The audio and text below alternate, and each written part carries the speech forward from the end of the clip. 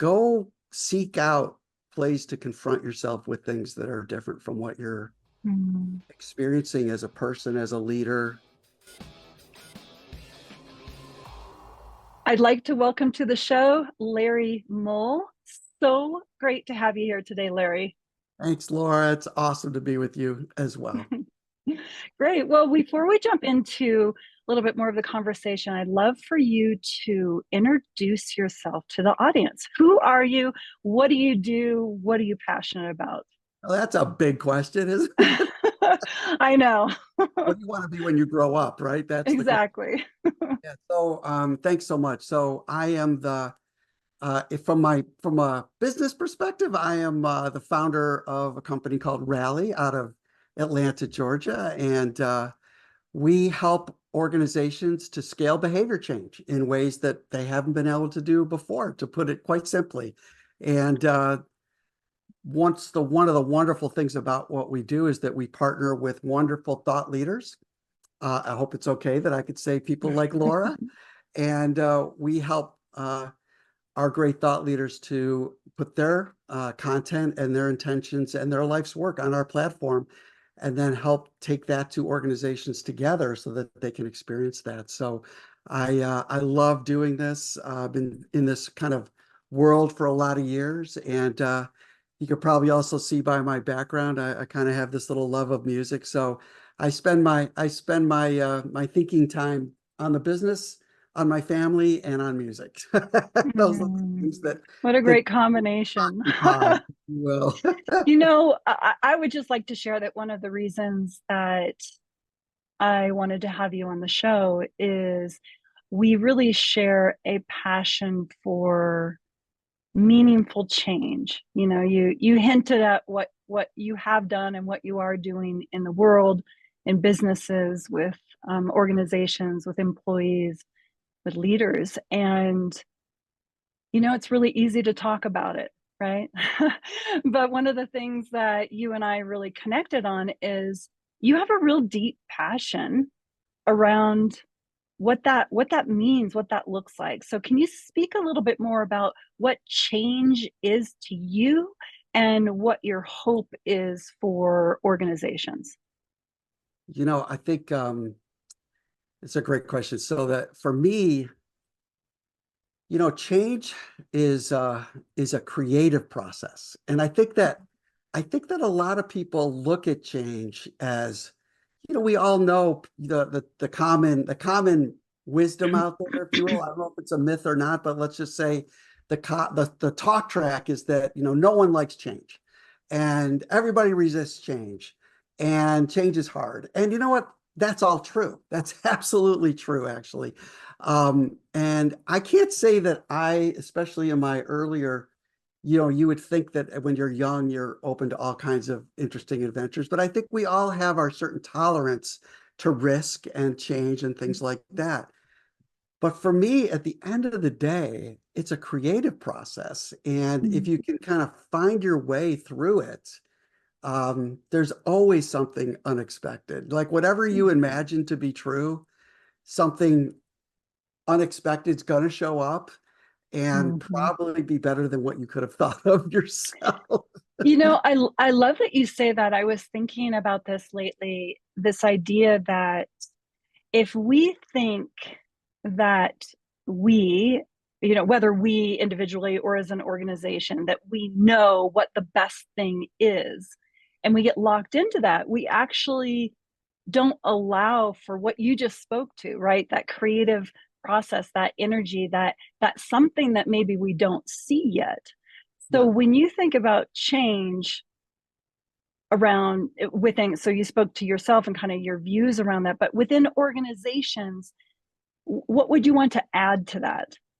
Well, here's it's really interesting when you think about organizations, because there's this tolerance. If you think of change as a creative process, let's just go with that for a little bit and Right. explore that a little bit more. What do these things have in common? Well, if you do things that are creative, you don't always know what the outcome's going to be, right? Right. And sometimes it's really good, And I mean, for all of you who are artists and musicians, or maybe you make clay pots, or maybe you cook, you're creative. Sometimes you cook a dish that just doesn't taste very good, right? And so it's not so deterministic. Organizations hate that, right? In general, I think of organizations having two big constructs, and of course, I have to use a music analogy, Laura. I think of your having two bands going on at the same time. One band is an orchestra, and it's all designed to make everything happen with a little bit of interpretation, but there's a conductor and there's a sheet of music, and what's the goal? Everybody get on the same sheet of music and let's execute this song, right? Let's do that. Right. Now you take a jazz ensemble, and goal is like, let's experiment. And we don't, Right. now there are rules, there's principles, right? Like we don't Right. play a solo at the same time, right? But there's certain things that you learn in working with a group of people, Hmm. that process, and you're basically creating and changing the song in the middle of the song, right? And again, Yeah. the thing is, I've been part of those jazz ensembles where what we've done, I played things that I didn't even know I was possible of playing, right? Because in the moment. Right. And then there's other ones that were sound so horrible, I wish I would have never done. And so when I think of change, I think of the same thing. I think like how organizations embrace a jazz ensemble in the middle of an orchestra. Like, how do you create space for that to be able to make change? And in some ways, that's kind of what we're helping companies do, is like, we're going to have to unlearn a couple things maybe in the process. And it's not going Right. to always be, you know, super linear, but kind of trust the process, in the middle of, Right. we used to say AMO, a miracle will occur. You made me think, that analogy, you made me think also of improv, right? And Exactly. I was never, I mean, growing up, I felt like I had to have everything figured out, right? So it was a real stretch for me. But I remember when I was, I don't remember what the class was. It wasn't just on improv, but it was like, okay, so now you are going to go up with this person or these people, and you're these are kind of the guidelines, right? And you're just going to go with it, and that is so stressful when you're not used to it, right? Yeah. When you're not used to opening up and I think of it as playing in that space now, looking back in that, and honestly doing this podcast, it's the same thing. This is not scripted. You and I did not say this is exactly what we're going to talk about. These are the exact questions. I Exactly. really love to invite that space of what might be possible, what might come through that I know, we feel that someone needs to hear right now, today. So I Yeah. love that. Right. Um, when you think about, because you have been chief learning officer for a couple really large companies, right? More than one? Pretty big ones. Okay. So I'd love to hear, just, for anyone who's curious, who loves people, loves not necessarily change, but looking for ways to make things better. How can, my whole thing with organizations was, how do we help people feel better and do better, right? At the same time, both of them at the same time. But I'd love for you to share a little bit about it from your experience as Chief Learning Officer. What have been, in your experience over your period of time, some of the high highs, meaning, oh, just like your analogy with music, right? Didn't Yeah. even expect that. This is a wonderful thing happened. And then what's been some of the biggest frustrations that then led you to start your own company? They're kind of two sides of the same coin. I Okay. love the way you framed it. So for me, what I learned in doing this work, for all these years, what I ended up centering in on was that if I really want people to be their, grow in a way that they get their best potential out there, right? And their best Mm-hmm. performance in the company.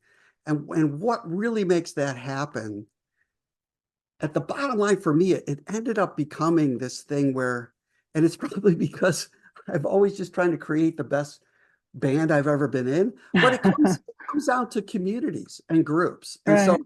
when I was at Motorola, as doing my work there, I had a a role which allowed me to develop communities of practice. It was a big thing at the time. And it was the idea of how do we pull, instead of taking people into classrooms with us, with a Right. singular, expert, the idea was, sure, you had experts speak to you, but the whole purpose was to facilitate connection between people and learning Mm, between people. Now, the mm. technologies of the day were like a phone and a listserv. Right. Was Well, you nothing were in person too at that time for the most sometimes, but part. As, these were global. These were global oh, communities. okay. Right.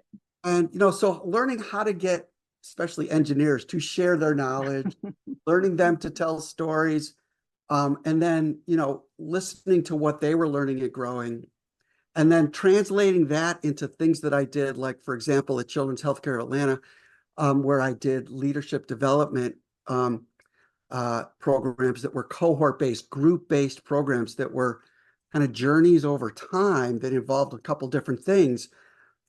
The biggest high that you talked about was being able to get nurses, physicians, administrators from different parts of the organization that had never talked to each other.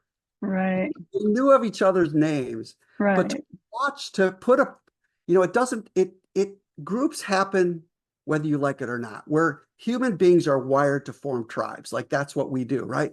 The Hmm. question is, can you shape the tribe so that it gets an outcome, Right. that is a little more designed? Let's just say that. Hmm. Hmm. Yeah, Hmm. your point. So it's the orchestra and the jazz band. How can I Hmm. design an experience that I do get an outcome that the business will fund? Got to have that. Right?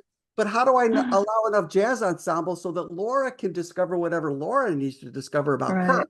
and make a difference? Well, I was successful in doing that. And to Mm. listen to the stories that people told me, and the stories we captured of the growth and development and the impact it had on the Hmm. healthcare was beyond anything. And even after I left, Laura, like literally, I was talking to somebody, I've been gone since 2012. I was talking to somebody a couple months ago saying, that Center for Leadership was the best thing I ever did at Children's Healthcare. Wow. So it was like, okay, something I did lasted. Well, you can tell by you can just tell by your energy that that was really meaningful to you. And what I hear you saying is it was not just that it had a positive impact on the organization, the group as a community, but also on those they were serving and the patients, but also on the individuals where there was growth and exploration in the individual. That's a win-win-win there, right? And I mean, Yeah, that's certainly in the work that I've done in organizations has always been a driving factor behind the work I do, where it's wouldn't we want it to be a win-win-win all the way around? You know, absolutely, absolutely. it doesn't make sense to just It, separate right. out one or the other. I mean, like we're just a person, right? And it's like we have a mind for the business, but these things, I ended up coaching a lot of physicians, and one of the physicians I was coaching is now certified himself to coach physicians, right? So Oh, nice. he formed a, and this is like one of the most talented. He runs one of the biggest in one of the heart centers, and he wanted to become, a coach for other That's physicians. really I didn't know that about you. I don't know if you knew that. I also did a ton of teaching, training, coaching of physicians and also other medical staff members. But it's always interesting because no matter what, no matter, and I'm not singling out physicians, but it's just I had a lot of experience with that. You have people who really embrace that growth and that wanting to support other people. You have some people who are like, what are they doing? What's the Right. point? What's their intention? What's the goal? How do I fit in? And then you have people who are just uninterested, right? Like they're and I I just adored working with the people who had that innate curiosity around, ooh, oh, we could do this and this could be better. Oh, we could do this and this could be better. It's really fun. So let's hear about what were some of the biggest frustrations.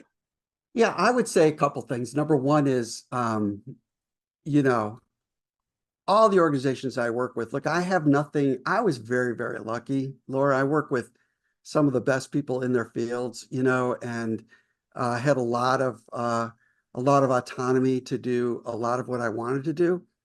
You know, at Mm-hmm. the same time, there was a frustration, I guess, for me that to I had this vision of doing this cohort-based kind of a thing Mm-hmm. and what that might look like. And probably not surprising, I'd been an entrepreneur all my life. Like I never Mm-hmm. actually had a job description I didn't write after I left engineering. Every 4 years, I'd make up a new job and hope somebody would pay me for it, inside the company. So I always knew I wanted to do something of my own at some point, Right. but I was too scared. And Mm, so, it took a while for the conditions to be right. But the point was like I couldn't, would have been, it was very difficult inside the company to get the resources and the attention to build what I wanted to build because I knew yeah. it needed to be built. Like, and Yeah. that's just not something organizations do when it comes to software and Right. services. It's like, no, we got to buy some stuff. We're going to use it. If you want to, I had tried to put together what I put together with duct tape and glue with existing, Right. and it was just horrible.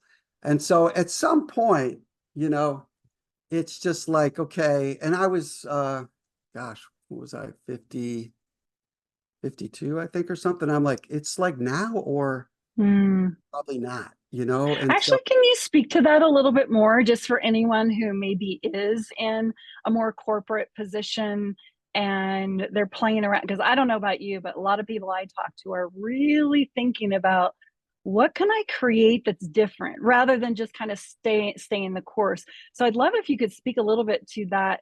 What was that maybe just before the transition? What was going on inside of your head, and what made you finally say, yes, I'm going to do this? yeah. So part of it was the way, so we all, again, like I said, we all have our risk tolerance and I can Right. talk about one to yourself, what's the thing. So the way I go about making change, you have to also understand your own style for how you make change. Right. The way that I did it. Now, at the time, I have two kids, the house, the whole thing, right? I've got a Right.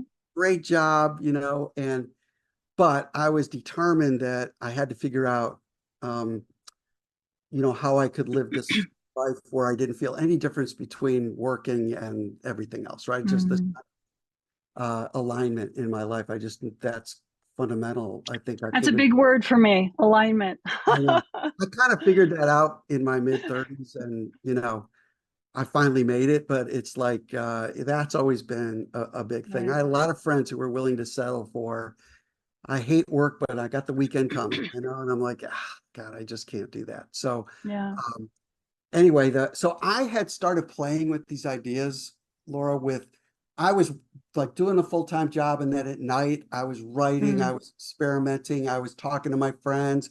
So I was on this kind of a path.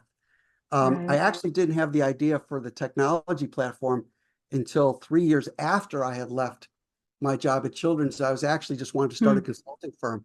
And so I was starting Oh, things up. I had written a book, so I was getting things in motion. I right. was talking to people that had made that jump. Right. I was getting information from them, and still kind of wasn't able to pull the trigger. It's like, oh my, what am I going to do? I have no income. Like, so is there a way to build some clients before I leave? Yeah, that's not so Right. easy to do. And for me, again, probably along the same line that it's all about relationships, is I just happened to meet a gentleman through another friend.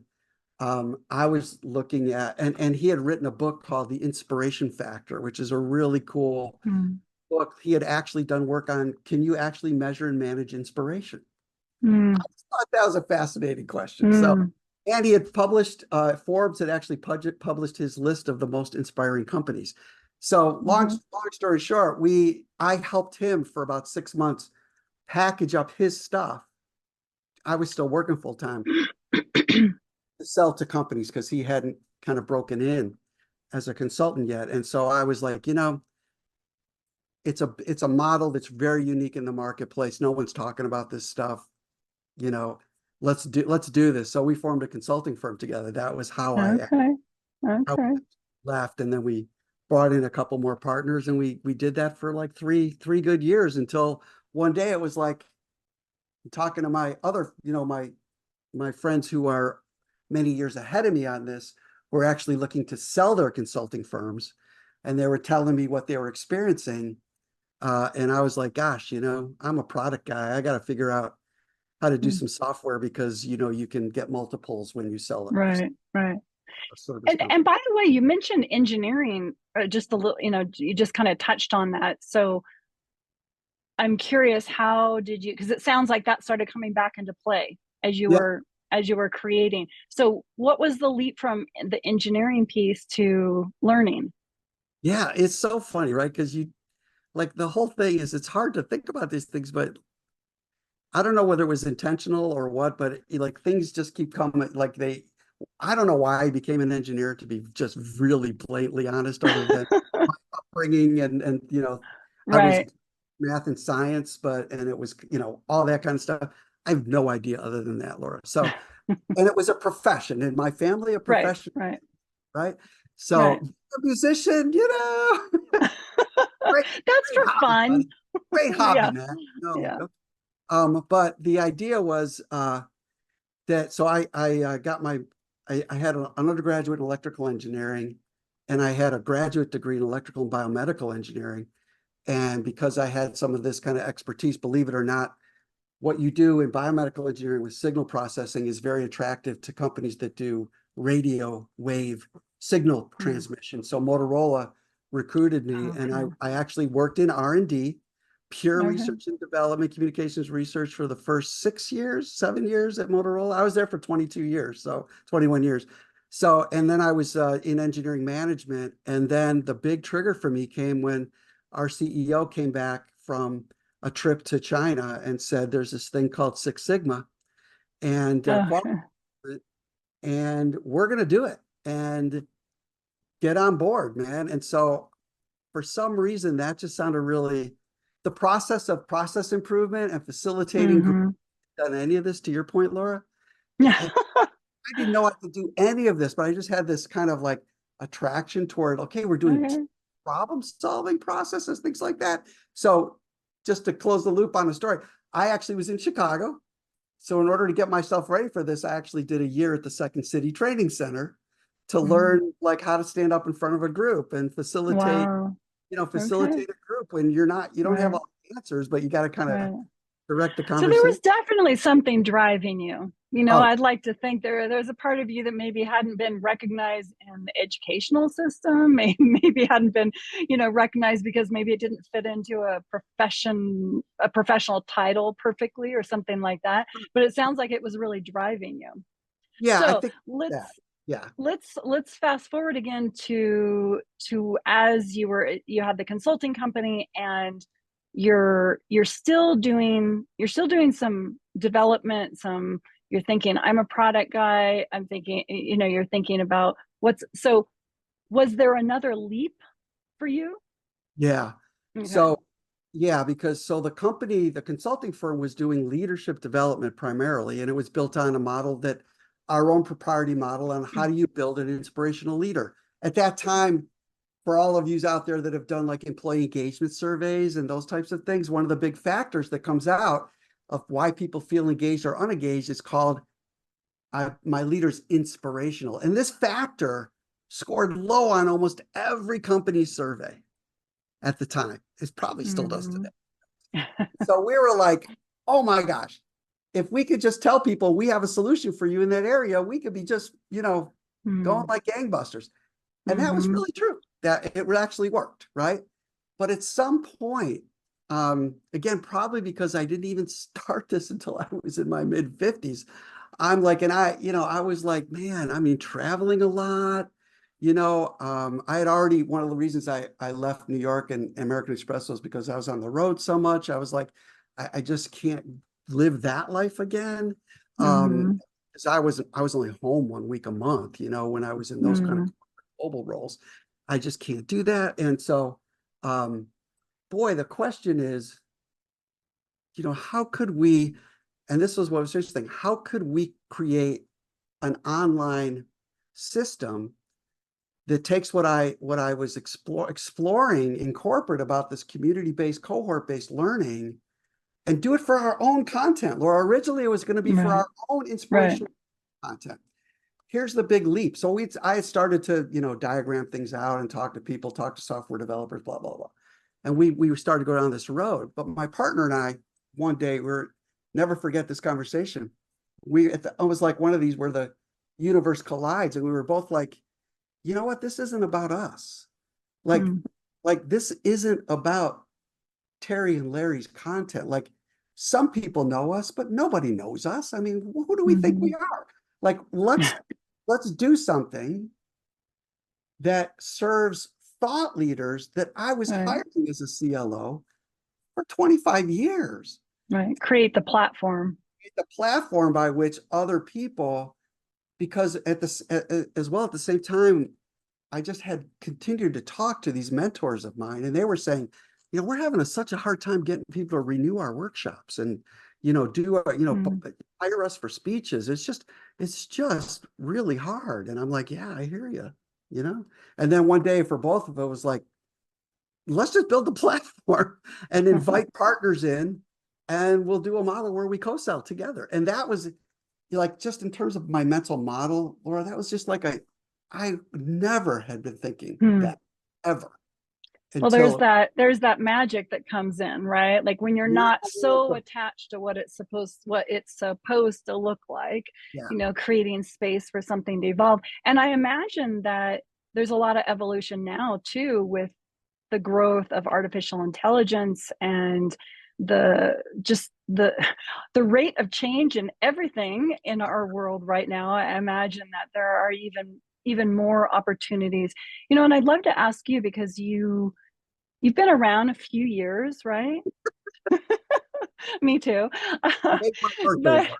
Today's but my birthday. as you I'm so but old. as yeah, but as you think about, I mean, this is something I just think is really fascinating, really looking at what's happening with organizations, whether in the United States or global organizations, and the changes in just in individual employees and what they want and what they don't want, what they're willing to put up with and what they're not willing to put up with, the rate of change external to the organizations that might be putting a little bit of pressure on organizations to change a little faster than maybe they would have with. And there's so many other things that I'm not naming, but those are just a few.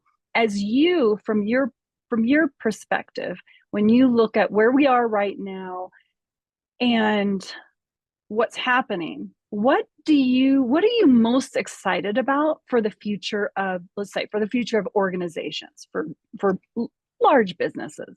Yeah. There's some things I'm super excited about, and there's some things I'm really worried about. Okay, let's hear Which let's one do you want first? hear You want the you know what, excitement? let's hear what you're worried about first, and then let's jump into what you're Well, excited about. very So simply, I think organizations right now are in the biggest tug of war I've ever seen in terms of the value and the ethic of the employee centricity or the employee experience, right. and the corporate requirement for the Yeah. orchestra, right? Right. So Right. I've never seen a tug of war. I mean, it used to be like, yeah, you work for a company, like Right. I remember the war for talent, right?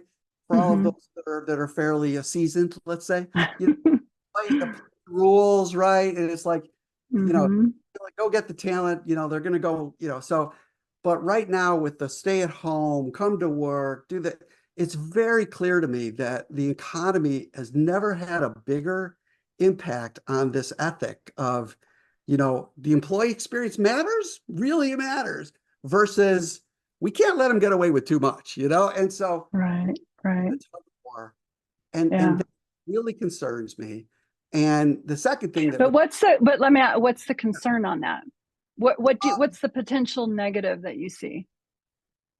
well, I don't think there's any way of stopping the trend Right. of more self-determination. I just don't Right. see how it's possible. Right. I mean, just seeing how my daughters, I have my young adult daughters, and how Mm-hmm. they think about work and life is Right. very It's different. very different. You Yeah. know, and I was taught, and I'm a baby Right. boomer. And I just Yeah, don't, they're not going to be molded the same way that people in older generations had, right? they're just not.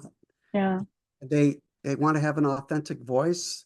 They're deeply into social issues and other yeah, issues, and they want to bring that stuff to the workplace. right, right. And and I'm all for it, but I know that a lot of people really struggle with it, and so I'm worried that there's going to be these rifts within workforce that makes it really hard, because one of the things that we've learned in our research is that no matter what's happening, fundamentally people want to connect. Right, Fundamentally. right. Things we do Well, to make it I believe that's one of those things that just is there, no right, matter who you are, no matter what. We have right. a deep need, I think, connection, love, right, and feeling of service. That's right. They're really at the heart of, even if you're not consciously aware of it, they That's definitely are driving us. So right. I think what you're saying is with that deep, you know, drive to connect and this rift that's happening, that then therefore what would you say would be, what Well, if we go down the path of the yeah. worst case scenario? and Well, some of the then we'll shift to the best case, yeah, but yeah, yeah, but let's just go there for now. So what's no, what do you see as a concern? if you kind of take this to the extreme, right? Do we end up reverting back to a management and leadership style that is much more command and control for an audience that just Oh, won't do it? And or do we embrace the what we seem to know from research hmm, about adults, that they want to be inspired, they want to have a yeah, vision, they want that these things will. So at what point do we embrace the jazz band, I guess, or right, do we right, or do we mold more leaders in the mold of the command and control hero, yeah, I'll say it, patriarchal approach to leadership? yeah, and I don't know but about you. I think I don't know if that I, works. I don't. I mean, I don't believe it's going to continue working, but I think there will be a push to try to, yeah, to try to instill that a little bit more, I do too. right? Almost like we got to give it a last try. And I look, agree. I think about things. There's things that we do consciously. There's things that we do unconsciously. And I'm not necessarily saying that a particular leader of a particular company would consciously think this, but there's almost like a fear response where we all have a tendency to hold on to what we know or to hold on to what has worked in the past. And I That's think right. for anyone listening, you can think about this individually. This is not just for people who are leading companies, but individually, because there's so much changing in our world. If we're holding on and there's a fear factor there of this is changing so fast and I need to double down on this, I don't think it's going to work. I don't know the timing, but I I don't don't think it's going to work. And so I agree with you that there is going to be some of that. I also have that. Some people might say a little bit too. I see the good, even when the negative is there, and it's true. It's not that I don't see the negative, but I also am always looking for what that opportunity is, right within that. And I think this is where you were going, right? If this is the potential negative, but so let me ask you, where do you see as the opportunity in Yeah, I where mean, we're going? I do think that in the longer arc of things, I tend to also bias toward optimism,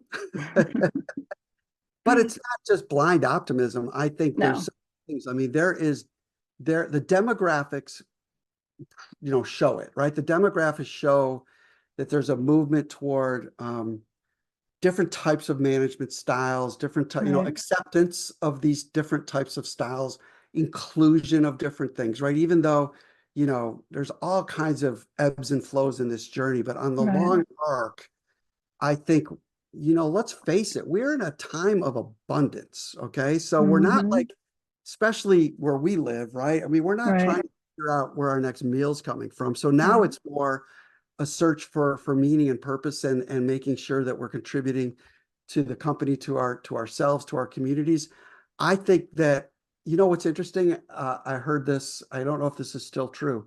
If you ask young adults, if you ask like my generation who are their heroes, they would talk about external people. If you talk this generation about their heroes, they'll tell you their parents. Mm, So there's mm, something here that says there's something going on where this next generation is looking for, I think, more, has the opportunity to look for more meaning in what they do, right, um, connect the dots there more. And the more they do that, the more I think that they can live lives that are fulfilling to them. And to me, I'll, as somebody who is trying to change my career multiple times, my whole approach to this has always been try and develop myself and develop others so they have the ability to make choices they didn't have before. Like I could have never made a choice to be an entrepreneur if I hadn't developed in certain ways, right? That choice wasn't right, available to me. right, right. Still needed to be pushed into it, but I made the choice. So, Well, the experience, right? The experiences along the way, right, what right, you learned, right. and also, what was driving you, maybe a deeper purpose that wasn't being fully expressed. That's right. Also, all of those things, and we're all individuals, and we all it all looks. I mean, to me, I think the greatest gift in any kind of growth is where we each get to grow how we're meant to grow and Um, how we want to grow, that's right. right? Not trying to all be the same flower or the same tree or the same whatever, but just really being able to embrace, wow, I have these unique characteristics and this unique purpose or drive or experience or education, whatever it is, the combination of it. Um, and be able to express that, That's right. right? And Do to you me, that's think, the upside, right? There's going to be yeah, more paths. more of that? AI's actually isn't taking that away.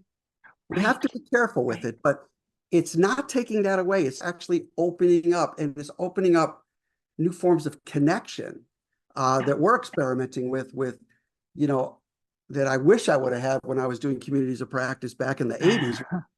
If I would, this was the technology we dreamed of at the Right. time. Oh, Right. I So know what you've seen, the change that you've seen is amazing.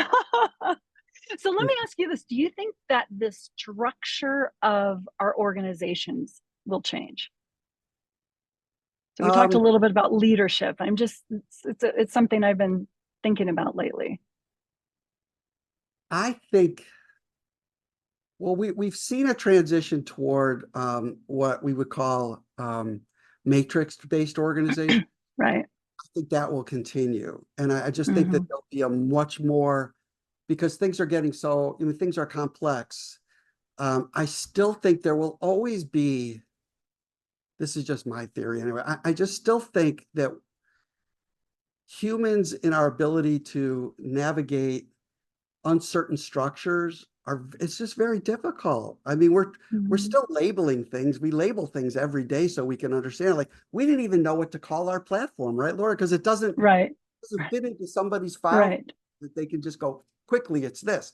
So I still think Right. there's always going to be some form of structure to get work done, right? Mm-hmm. That is set up to efficiently get work done for a certain value.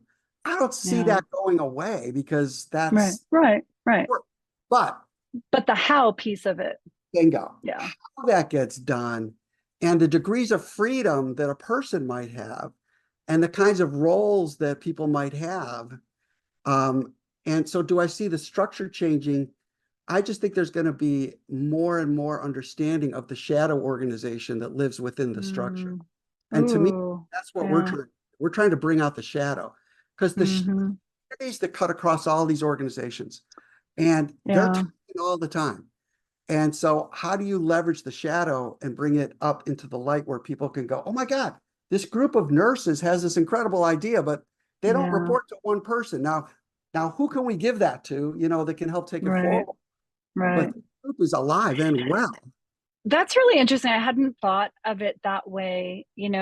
One of the things in personal development is, do you address it? Do you do you address, do you pay attention to the shadow side of you as an individual, whether you're a leader, no Yeah. matter what you're doing in the world, entrepreneur, leader, whatever you're doing.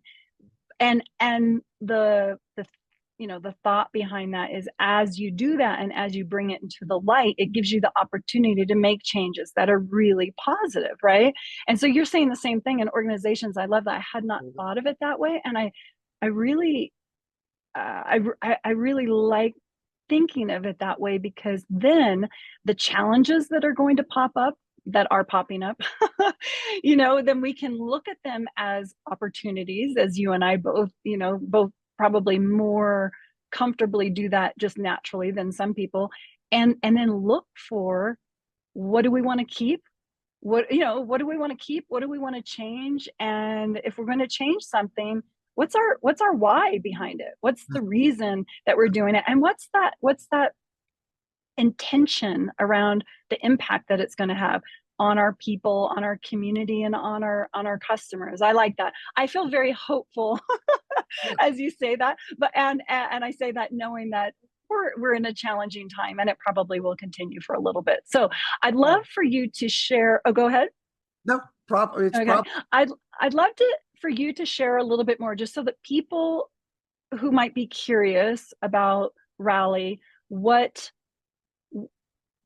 what is it, in the briefest form, since you've mentioned that you didn't have the language. And honestly, I don't think you're alone there. I was thinking about that a lot with my work with Yeah, leaders, and how I'm integrating a lot of the intangible side along with the tangible, right? The logical linear with the more intuitive. And it doesn't really have, there's not really a language that captures it that's right. as well. It's more like you have to describe it.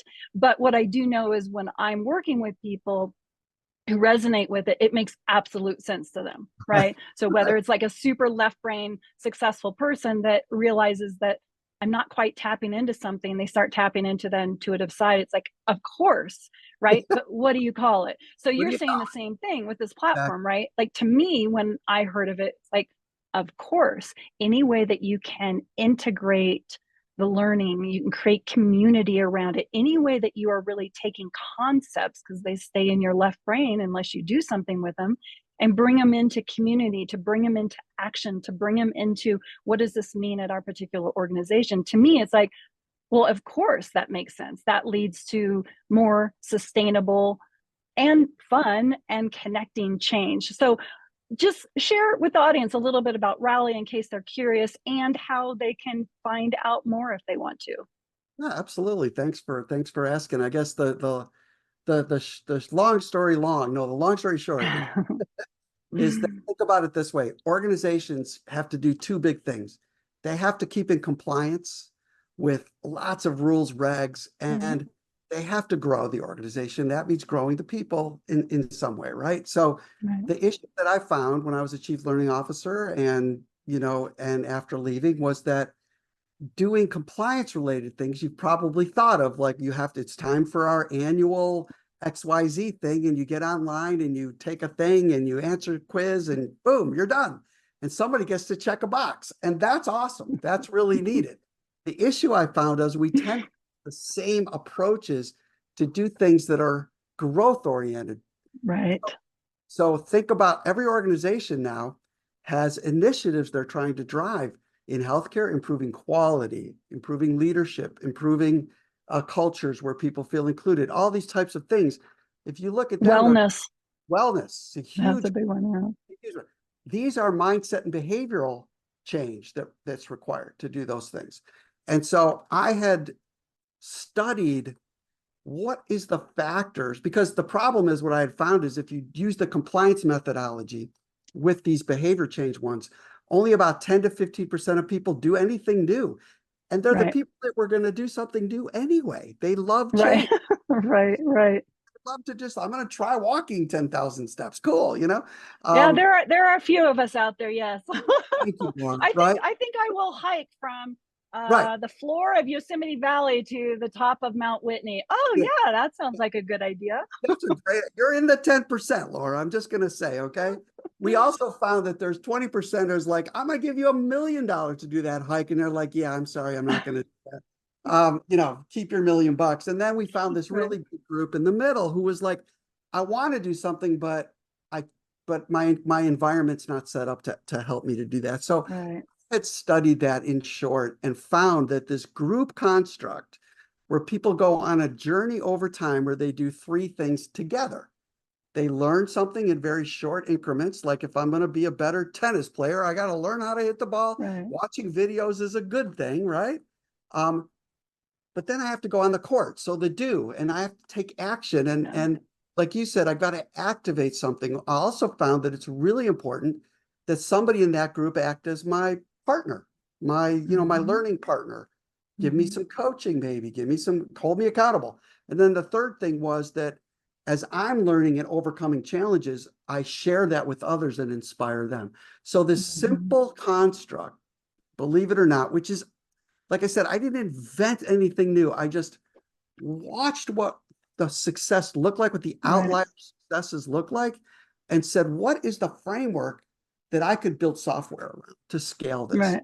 And so that was what it was, group-based, learn to inspire. Everything else kind of comes from there in terms of the metrics and everything else that we do. So we're able to serve the company because we can not only get the jazz band working in the community where people are integrating and talking, and we can also show the company, here's the progress people are making in a very linear way. Here's data Right. show you that, Data. Yeah. yeah. So you have to serve both masters. I mean, if you're Right. gonna, when you do, a miracle occurs. Hmm. Serve So, both how masters. can people find out more if they're curious, whether they're in an organization, whether building an organization, whether they're a chief learning officer at an organization? How do they find out more about what you're doing at Rally? Yeah, you could just come to www. I guess I don't even know if you need that anymore, the www. Just get Probably not. Probably not, right? It's just getrally.com Get and you'll Rally. see kind of our value proposition. You also see all the partners that we have on the platform in different areas that encompass things that really impact the employee and customer experiences that we focus on. And yeah, you can learn more and watch some videos and have some fun on the website. Great. And I just, in closing, if you just think about who's listening and where you're at in your career, where the world is at, what's happening at Rally, are there any last messages that you would want, anything that you'd like to say to the audience in closing? I would say what I have found is for me personally, just kind of taking this back to change and the creative process and how those come together. I have found that, and Laura, I'm sure you've helped a million people with this with your coaching. I find it difficult to do for myself, so I'm assuming other Mm, people can find it difficult. Is that we're only limited by our own mental models of what we think is going on. In other words, like I have a certain attitude or assumption about something. right, And it's very hard to self-diagnose those. The way that you become aware, bring it out of the shadow, is to be confronted by something that's different than what you thought, or right. an idea that somebody says that just sounds so crazy. And then you go home and you go, maybe there was something in that. But it confronts what I believe to be true or my mental model. Right. And so my only message would be go seek out plays to confront yourself with things that are different from what you're Mm, experiencing as a person, as a leader, as somebody maybe trying to build a business, right. whatever it is. And, you know, be humble and be hungry. And Yeah. that's and build your community, build your community around you, find your Yeah. best people and hang on to them for dear life. I love that. I love that. It's an openness, right? An openness and connection. So thank you so much for being here, Larry. I really appreciate you sharing a little bit of your journey and sharing some thoughts for the audience, and wishing you and all the organizations luck and strength and courage as we go through these, as we navigate these really challenging times. So Well, thank you for being here, Larry. thanks for having me, and it's really fun to see you use your superpower. Mm. So you're really good at this. So Oh, thank it's you. easy for me. Thank you.